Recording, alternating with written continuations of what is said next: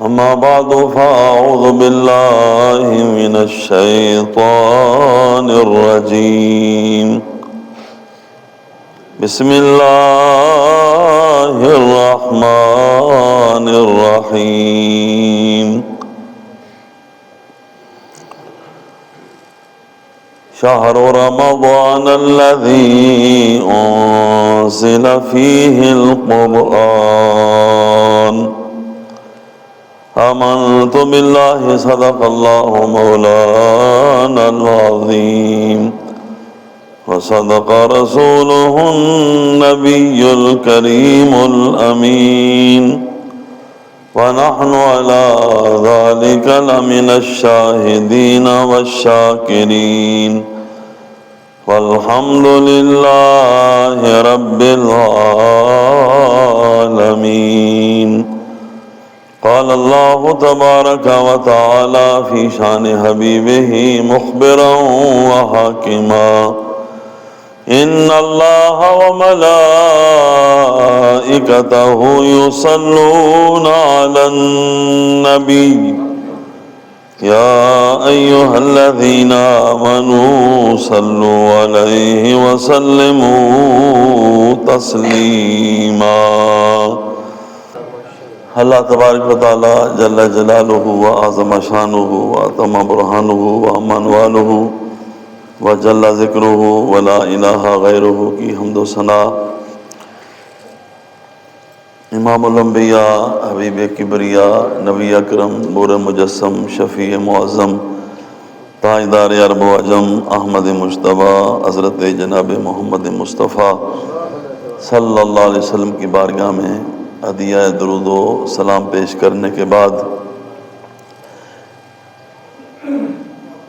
اللہ تعالیٰ کا جتنا بھی شکر ادا کیا جائے کم ہے کہ اللہ تعالیٰ نے ہم جیسے گناہ گار بندوں کو زندگی میں ایک بار پھر ماہ رمضان المبارک کا بابرکت اور پر نور مہینہ عطا فرمایا ہے. اللہم بلغنا رمضان اللہم بلغنا رمضان اللہم بلغنا رمضان.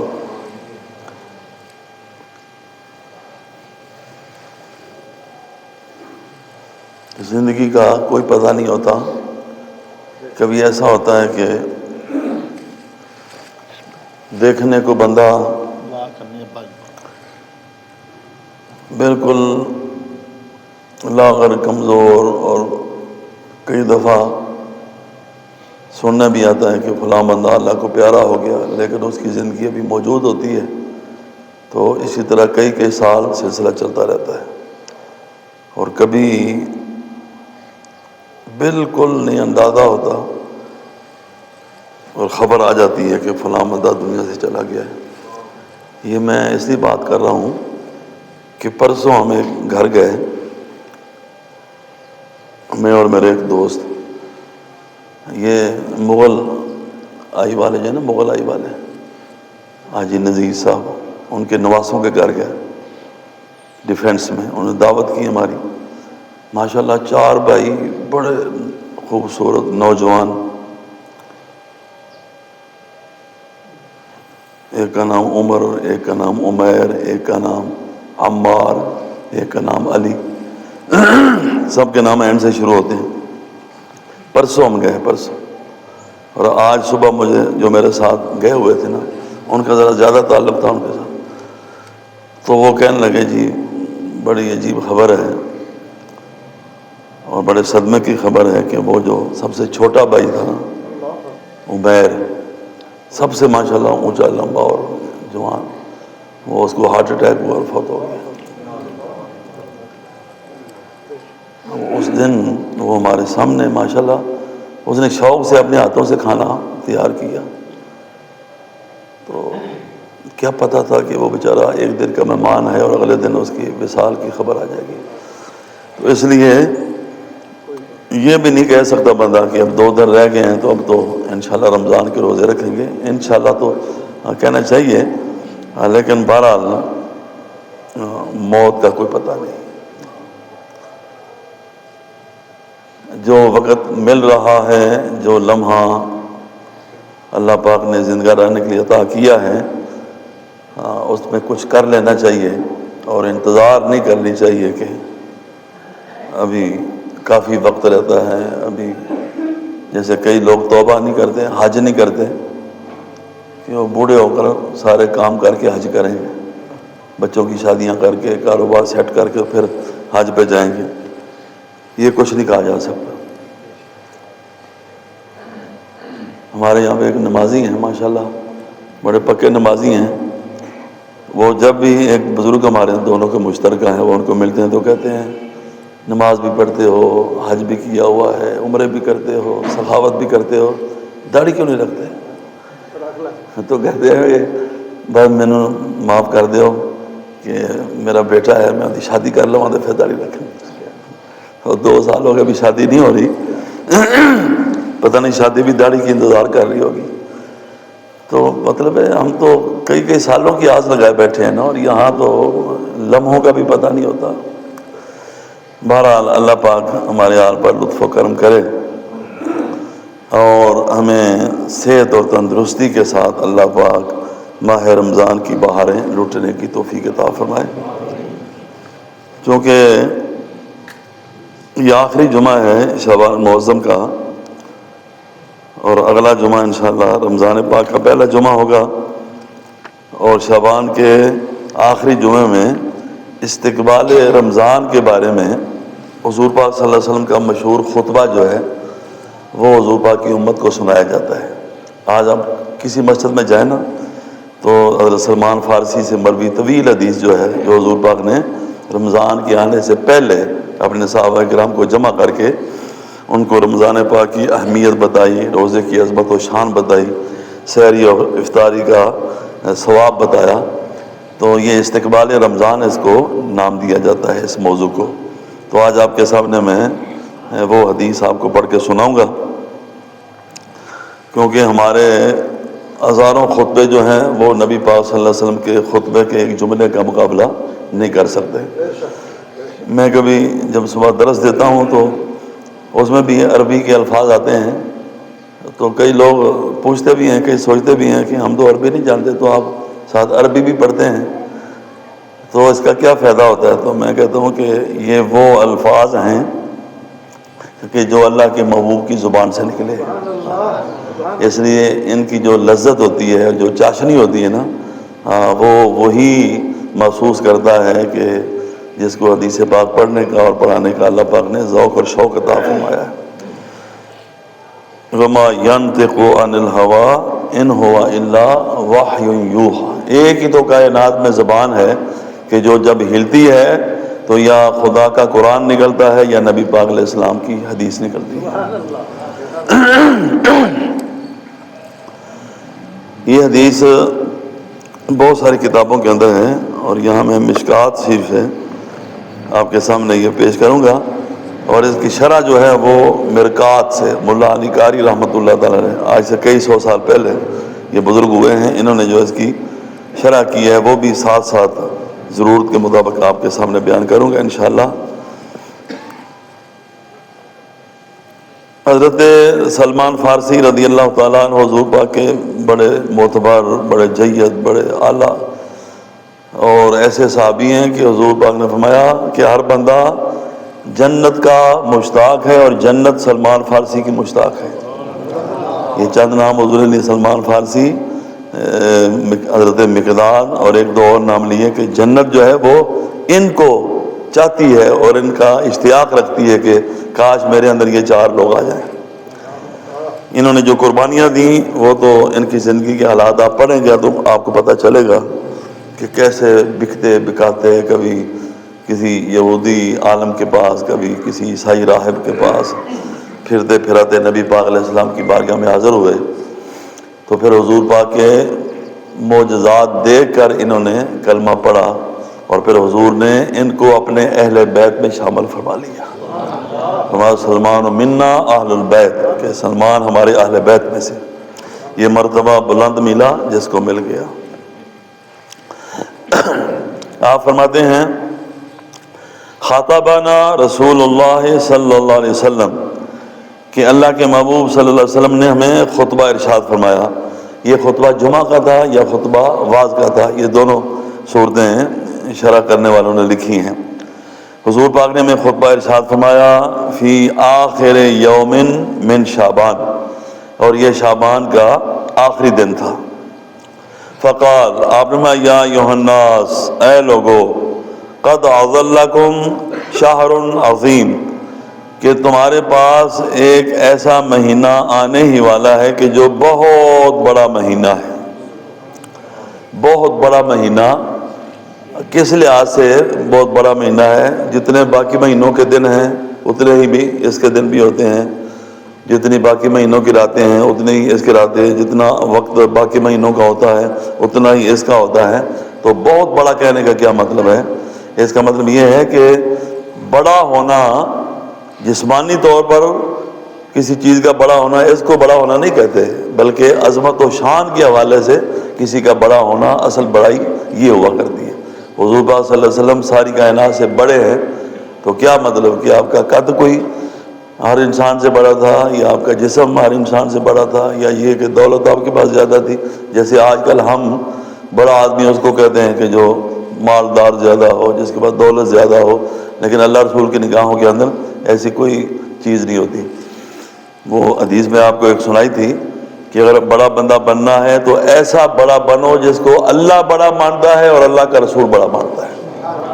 دنیا جس کو بڑا مانتی ہے اس کا وہ تو چند دن آپ کو بڑا مانے گی. جب آپ کا قد جھک جائے گا، آپ کی عمر زیادہ ہو جائے گی، آپ کی صحت ختم ہو جائے گی، بیمار ہو جائیں گے، بستر پہ پڑ جائیں گے، تو کسی کو کہو کہ یہ آپ کو کہے کہ بڑا آدمی ہے. یہ بڑائی کیا بڑائی ہے؟ جو چند دن کی بڑائی تو وہ ہے کہ 1400 سال گزرنے کے بعد بھی آج بھی جب کسی عیسائی مفکر اور یہودی کسی عالم سے پوچھا جاتا ہے کہ دنیا میں بڑا آدمی کون ہے، تو وہ ہمارے آقا مولا کا نام لے گا کہ محمد رسول اللہ سب سے بڑے آدمی. سارے اچھوں سے اچھا سمجھیے جسے، ہے اس اچھے سے اچھا ہمارا نبی. سارے اونچوں سے اونچا سمجھیے جسے، ہے اس اونچے سے اونچا ہمارا نبی. حضور پاک کے پاس ایک بندہ گزرا نا، تو آپ نے فرمایا کہ وہ جب بندہ چلا گیا نا تو وہ غریب آدمی تھا، پھٹے پرانے کپڑے تھے، غریب آدمی تھا، تو کوئی اس کی بات نہیں سنتا تھا، کوئی اس کو منہ نہیں لگاتا تھا. تو آپ نے اس کے جانے کے بعد فرمایا کہ اس بندے کے بارے میں کیا کہتے ہو؟ کہ یا رسول اللہ یہ بیچارہ غریب آدمی ہے، مسکین بندہ ہے، یہ بات کرے تو اس کی بات کو توجہ سے کوئی سنتا نہیں ہے، کوئی اس کو قریب نہیں کھڑا ہونے دیتا، کوئی کہیں سے کسی کو رشتے کا پیغام بھیجے تو کوئی اس عورت اس کے ساتھ شادی کرنے کے لیے تیار نہیں ہے، یہ تو معاشرے میں سب سے گیا گزرا بندہ ہے. تو آپ خاموش ہو گئے. تھوڑی دیر کے بعد ایک اور بندہ گزرا، وہ دنیا داری کے اعتبار سے بڑا آدمی تھا، لیکن فسق و فجور میں مبتلا تھا، دولت بہت زیادہ تھی، حسن و جمال بہت زیادہ تھا، قد کاٹ بہت زیادہ تھا، لیکن یعنی تقوی، پرہیزگاری، نیکی اور یہ چیزیں نہیں تھیں، علم نہیں تھا. تو آپ نے پوچھا کہ یہ کیسا بندہ ہے؟ کہا یا رسول اللہ یہ تو بہت بڑا آدمی ہے، جب یہ بات کرتا ہے تو سارے چپ ہو جاتے ہیں، اس کی توجہ سے اس کی بات کو سنتے ہیں. جب یہ ہر کوئی اس کے پاس کھڑا ہونے کو اپنا اعزاز سمجھتا ہے، کسی کو نکاح کا پیغام بھیجے تو فوراً عورت نکاح کے لیے تیار ہو جاتی ہے. اس کی ایسی خوبیاں بیان کی. تو حضور پاک نے جو فیصلہ فرمایا نا، کاش وہ ہماری سمجھ میں آ جائے اور ہمارا بھی وہی بڑائی کا معیار بن جائے جو اللہ کے رسول کی بارگاہ میں بڑائی کا معیار ہے.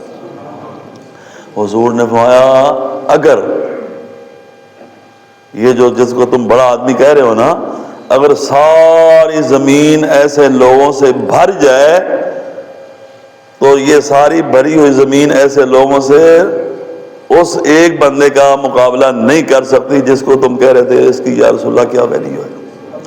اللہ کی بارگاہ میں اس طرح کے کروڑوں اربوں انسان ہوں اور زمین بھر جائے تو اس ایک بندے کا مقابلہ نہیں کر سکتے.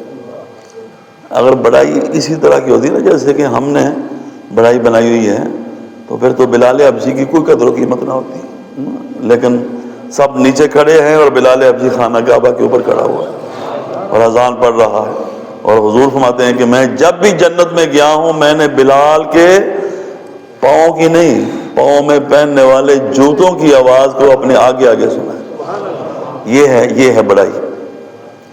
اللہ یہ نصیب کر دے، اللہ تعالیٰ اگر بڑا بنائے تو ایسا بڑا بنائے کہ جو اللہ کے اور اللہ کے رسول کی نگاہوں میں بڑا ہے۔ اس لیے بزرگان دین سے ایک دعا منقول ہے، اس کے پورے الفاظ تو میرے ذہن میں نہیں ہیں، ایسے کوئی الفاظ ہیں: اللہم اجعلنی فی عینی حقیراً وفی اعین الناس کبیراً، کہ اے اللہ مجھے اپنی نگاہوں میں چھوٹا بنا دے اور لوگوں کی نگاہوں میں بڑا بنا دے۔ مطلب یہ کہ میں اپنے آپ کو کبھی بڑا نہ کہوں، اپنے آپ کو ہمیشہ چھوٹا کہوں، اور جو اپنے آپ کو چھوٹا کہتا ہے وہی اللہ کی نگاہ میں بڑا ہو جاتا ہے، کیونکہ من تواضع للہ فقد رفعہ اللہ، جو اللہ کے لیے عاجزی کرتا ہے اللہ اس کو سر بلند کر دیتا ہے۔ تو رمضان کا مہینہ بھی اتنا ہی ہوتا ہے جتنے باقی مہینے ہوتے ہیں، بلکہ اکثر ایک دن کم ہوتا ہے، اور یہ اس میں حلال کمیٹی والوں کو نہیں کوسنا چاہیے کہ روزہ کھا گئے ہیں، روزہ کھا گئے ہیں، وہ روزہ کیا بیچاروں نے کھانا ہے۔ آپ روزہ کھا سکتے ہیں سارے ملک کا؟ نہیں کھا سکتے۔ آپ صرف اپنا روزہ نہیں کھا سکتے۔ کوئی بندہ مسلمان اللہ رسول پر یقین کرنے والا وہ اپنا روزہ ضائع کر سکتا ہے؟ نہیں ضائع کر سکتا۔ تو وہ تو بڑے بڑے علماء ہیں کمیٹی کے اندر، کوئی غلط فہمی ہو جائے یا مسئلے میں آگا پیچھا ہو جائے یا کوئی خبر غلط مل جائے تو وہ الگ بات ہوتی ہے۔ جان بوجھ کر کوئی جتنا بھی گیا گزرا بندہ ہو نا، وہ اتنا بڑا گناہ اپنے ساتھ نہیں لے سکتا کہ پورے ملک کا روزہ کھا جائے۔ روزہ کوئی کسی کا نہیں کھاتا۔ حضور پاک کے دور میں 9 دفعہ رمضان آیا تھا، 9 دفعہ، اور 7 مرتبہ 29 کا تھا، 2 مرتبہ 30 کا تھا۔ تو اس کا مطلب یہ ہے کہ اللہ تعالیٰ، کیونکہ 30 کا رمضان ہو نا تو پھر اتنی عید کی خوشی نہیں ہوتی، بندہ کہتا ہے 30 کے بعد عید ہی آنی ہے اور کیا آنا ہے۔ 29 روزے ہوں اور اگلے دن عید ہو جائے تو پھر لوگ خوش ہوتے ہیں۔ تو اللہ تعالیٰ اپنے بندوں کو رمضان میں خوشی کرنا چاہتا ہے، اس لیے اکثر رمضان کا مہینہ جو ہے نا وہ 29 کا ہوتا ہے۔ تو 29 کا ہونے کے باوجود اللہ پاک نے اس کو عظیم کہا کہ یہ بہت بڑا مہینہ ہے۔ کیوں؟ اس لیے کہ یہ سید الشہور ہے، یہ تمام مہینوں کا سردار مہینہ ہے۔ شہر مبارک، یہ بڑا برکت والا مہینہ ہے۔ یہ اس کی مبارک دیتے ہیں نا آپ ایک دوسرے کو، تو کئی لوگ کہتے ہیں یہ جی بدعت ہے، صحابہ کرام نے نہیں دی ایک دوسرے کو، فلاں نے نہیں کیا۔ ہزاروں کام ایسے ہیں جو صحابہ کرام نہیں کرتے تھے، آپ کرتے ہیں، تو یہ دینی اور عبادت والے کام جو ہے نا، ترغیب پیدا کرنے کے لیے ایک دوسرے کو اگر آپ جمعہ کی مبارک دیتے ہیں، عید کی مبارک دیتے ہیں، رمضان کی مبارک دیتے ہیں، تو اس میں ایسی کوئی بات نہیں ہوتی۔ اللہ نے جو عقل عطا فرمائی ہے نا، ہر کام کے لیے دلیل نہیں ہوتی، کئی باتیں جو ہے نا وہ اپنی عقل کے ذریعے اور اپنے دل کے ذریعے بھی ان کا فیصلہ کرایا جاتا ہے۔ جس کام سے شریعت نے منع نہ کیا ہو اور شریعت کا اس میں نقصان نہ ہوتا ہو، کوئی کسی سنت کی خلاف ورزی نہ ہوتی ہو، اگر وہ کام کر لیا جائے اور اچھا ہو اور لوگوں پر اچھا اثر پڑتا ہو، ایک دینی شاعر کی عظمت لوگوں کے دلوں میں بیٹھتی ہو۔ اب جب ہر جمعے آپ لوگوں کو جمعے کی مبارک دیتے ہیں تو اگلے کو پتہ چلتا ہے کہ جمعہ باقی دنوں کی بنسبت اللہ کی بارگاہ میں بہت عظیم دن ہے، لہذا ان کے دلوں میں جمعے کی اہمیت اور جمعے کی قدر جو ہے وہ پہلے سے زیادہ ہو جاتی ہے۔ اسی طرح رمضان کی مبارک دینا، اس میں بھی کوئی حرج نہیں، عید کی مبارک دینا۔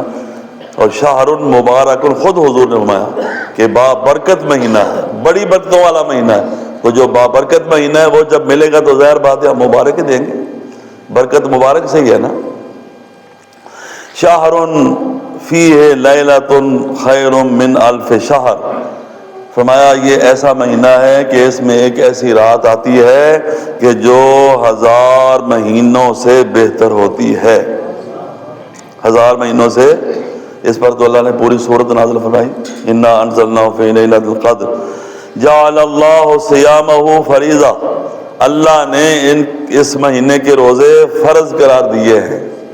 وقیام لیلۃ تطوعا، اور اس مہینے کی رات کی عبادت کو اللہ نے تمہارے لیے نفلی عبادت قرار دیا ہے۔ یہ بات یاد رکھیں کہ حدیث کی روشنی میں فرضوں کے علاوہ جو باقی نماز ہوتی ہے نا، چاہے وہ سنت موقدہ ہو، چاہے سنت غیر موقدہ ہو، چاہے نوافل ہوں، باقی سب عبادت کو نفلی عبادت کہا جاتا ہے۔ لہذا کوئی ایسے یہ نہ سمجھے کہ یہ تراویح جو ہے یہ تو آپ سنت کہتے ہیں، سنت موقدہ کہتے ہیں، تو حضور پاک تو نفلی عبادت قرار دے رہے ہیں۔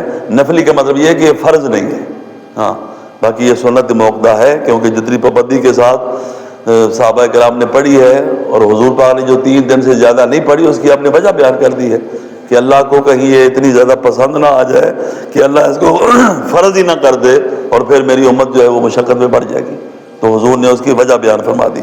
ورنہ یہ سنت موقدہ ہے، اور اس کے سنت موقدہ ہونے کی یہ بھی ایک بہت بڑی دلیل ہے کہ حرمین شریفین میں 1400 سال سے پڑھی جا رہی ہے۔ لہذا آج کوئی غامدی صاحب جیسا بندہ یا کوئی اس فکر کا بندہ یہ کہے جی یہ جس کا نام تراویح ہے، اسلام کی کوئی نماز ہی نہیں ہے اسلام کے اندر، تو اس کی یہ حماقت سمجھی جائے گی۔ جب ساری دنیا اس کو نماز قرار دے رہی ہے تو ایک بندے کی بات نہیں مانی جائے گی۔ اس بارے میں وہی حکم لگے گا، وَمَن يُشَاقِقِ الرَّسُولَ مِن بَعْدِ مَا تَبَيَّنَ لَهُ الْهُدَىٰ وَيَتَّبِعْ غَيْرَ سَبِيلِ الْمُؤْمِنِينَ نُوَلِّهِ مَا تَوَلَّىٰ وَنُصْلِهِ جَهَنَّمَ، کہ جو اللہ رسول کا راستہ اور جمہور اہل اسلام کا راستہ چھوڑ کے نیا راستہ اپنائے گا، اللہ فرماتا ہے ہم اس کو ادھر ہی پھیر دیں گے جدھر وہ پھرے گا، اور سیدھا جہنم میں جائے گا۔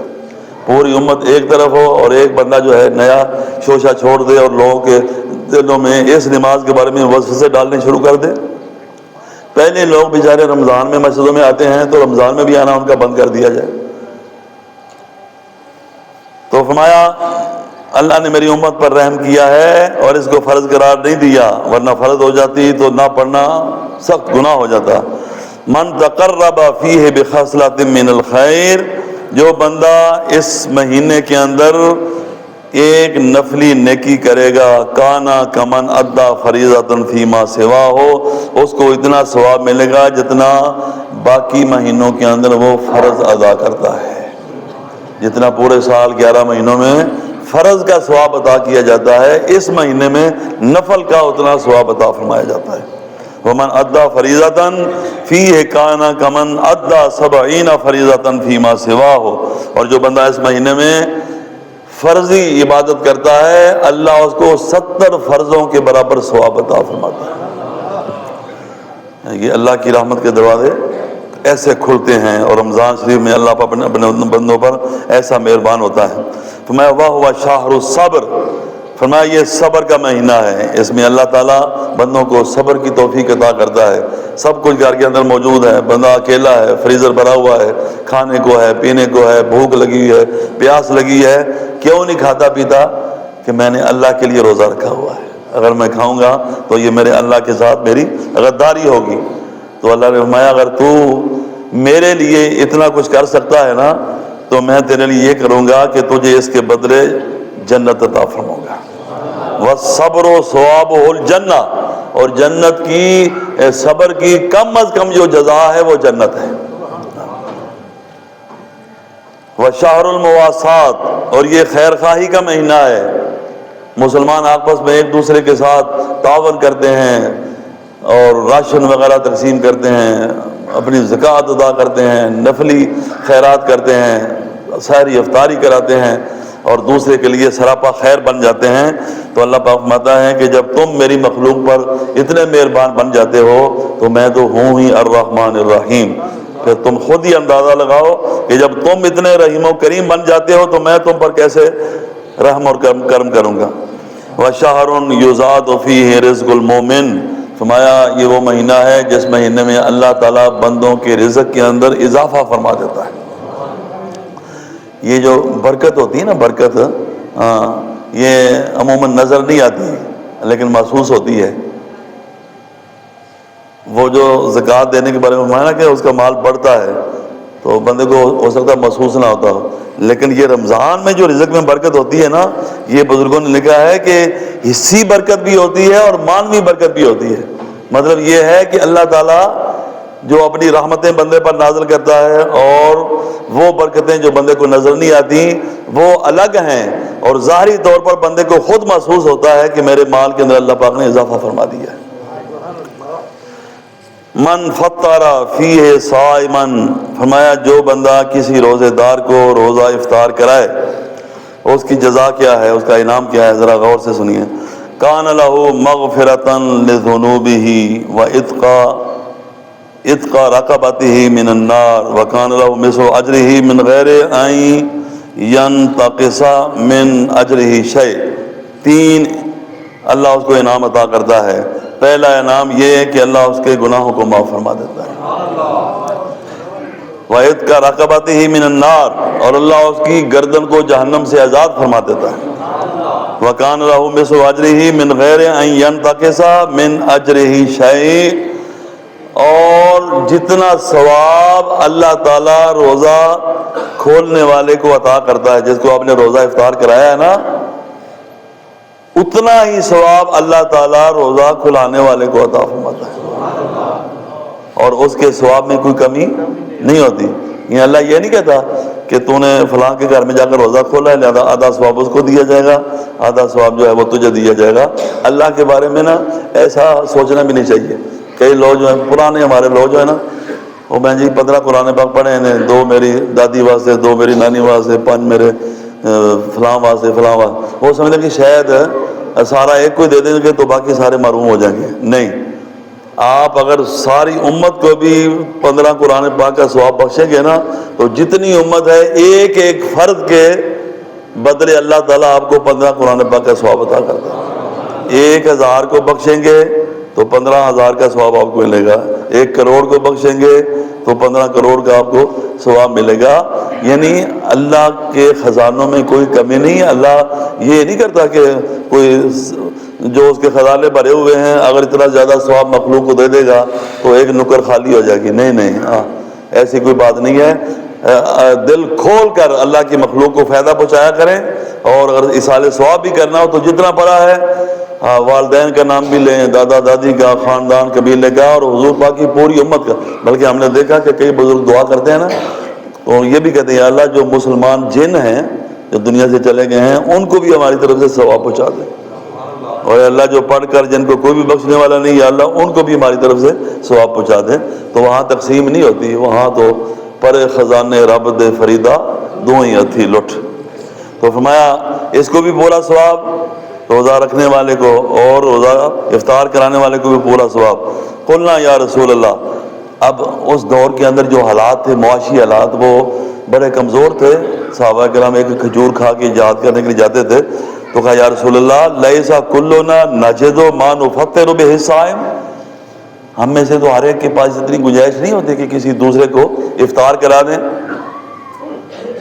فقال رسول اللہ صلی اللہ علیہ وسلم، نبی پاک علیہ السلام نے فرمایا کوئی پرواہ نہ کرو، یؤتی اللہ ھذا الثواب، یہ ثواب اللہ اس کو بھی عطا فرمائے گا، من فطر صائما علی مذقۃ لبن، کہ جو کسی کو دودھ کا ایک گھونٹ پلا کے اس کا روزہ افطار کرا دے۔ یہ گناہوں کی معافی، یہ جہنم سے آزادی، اور یہ روزے دار کے برابر ثواب، یہ دودھ کا ایک گھونٹ پلا کر کسی کو روزہ افطار کرانے والے کو بھی اللہ یہ ثواب عطا کرے گا۔ یا رسول اللہ جس کے پاس دودھ کا گھونٹ بھی نہ ہو، صحابہ کرام نے دیکھو ہم پر کتنا مہربانی فرمائی، ایک ایک بات انہوں نے پوچھنی، یہ نہ ہو سکتا ہو تو پھر کیا کرے، یہ نہ ہو سکتا ہو پھر کیا کرے۔ فرمایا او تمرتن، یہ بھی نہ ہو سکتا ہو تو ایک کھجور کھلا دے، اس پر بھی اتنا ثواب ملے گا۔ او شربت من ماء، یہ بھی نہ ہو سکتا ہو تو سادہ پانی کا ایک گھونٹ پلا کے اس کا روزہ افطار کرا دو، اس کو بھی اللہ تعالیٰ اتنا ہی ثواب عطا کرے گا۔ ومن اشبع، اور جس کو اللہ نے وسعت عطا کی ہے اور وہ کسی کا پیٹ بھر کے روزہ افطار کرائے، سقاہ اللہ من حوضی شربتا لا یظمأ حتی یدخل الجنہ، اللہ اس کو میرے حوض کوثر سے اتنا پلائے گا کہ جنت میں داخل ہونے تک کبھی اس کو پیاس نہیں لگے گی۔ وَهُوَ شَهْرٌ، فرمایا سنو یہ مہینہ وہ مہینہ ہے، اولہ رحمت، اس کا پہلا عشرہ سراپا رحمت ہی رحمت ہے، یعنی پہلے عشرے میں اللہ سے رحمت زیادہ مانگو، رب اغفر ورحم وانت خیر الراحمین، اللہم انی اسألک الرحمہ، اس طرح کے الفاظ دعا میں مانگو۔ وَأَوْسَطُهُ مغفرۃ، اور درمیانہ عشرہ جو ہے اللہ تعالیٰ سے بخشش مانگو، اللہم اغفر لی ذنوبی، اللہم اغفر لی ذنوبی۔ وآخرہ عتق من النار، اور اس کا جو آخری عشرہ ہے وہ جہنم سے آزادی کا عشرہ ہے۔ ایک اور بات بھی سن لیں، وہ لوگ جن کو اللہ پاک نے وسعت عطا کی ہے، ان کے ملازم ہوتے ہیں اور گھر میں کام کرنے والے ہوتے ہیں، فرمایا ان پر جو نرمی کرے گا، جو ان سے کام تھوڑا کروائے گا، جو ان کی تکلیف کا احساس کرے گا، اگر آپ نے روزہ رکھا ہے تو انہوں نے بھی روزہ رکھا ہے، آپ کو بھوک پیاس لگی ہے تو ان کو بھی لگی ہوگی، اور جو اس خیال سے ان کے اوپر نرمی کرے گا، وَمَنْ خَفَّفَ عَنْ مَمْلُوكِهِ فِيهِ، اپنے غلام پر، نوکر پر، ملازم پر جو بندہ تخفیف کرے گا، اس کا کام ہلکا کر دے گا، اس کا بوجھ ہلکا کر دے گا، غفر اللہ لہ وآتقہ من النار، اللہ اس کو بخش بھی دے گا اور اللہ اس کو جہنم سے آزاد بھی فرما دے گا۔ یہ میں نے صرف ترجمہ کیا ہے اور ٹائم جو ہے وہ پورا ہو گیا ہے، اس کی شرح جو ہے وہ بھی باقی رہتی ہے، انشاءاللہ کبھی پھر موقع ملا تو وہ کریں گے۔ جو کچھ سنا حضور پاک صلی اللہ علیہ وسلم کی حدیث کی روشنی میں، اللہ تعالیٰ مجھے اور آپ کو اس پر عمل کرنے کی توفیق عطا فرمائے، اور رمضان شریف کا ایک ایک لمحہ جو ہے ضائع کیے بغیر اللہ تعالیٰ ہمیں پوری محنت اور پوری طرح اپنی عبادت کے اندر کمر باندھ کر اللہ اپنی عبادت کی توفیق نصیب فرمائے، اور رمضان شریف کے آنے سے پہلے ہی رمضان پاک کی تیاری کرنے کی ہر مسلمان کو توفیق عطا فرمائے۔ وما علیہ الا البلاغ۔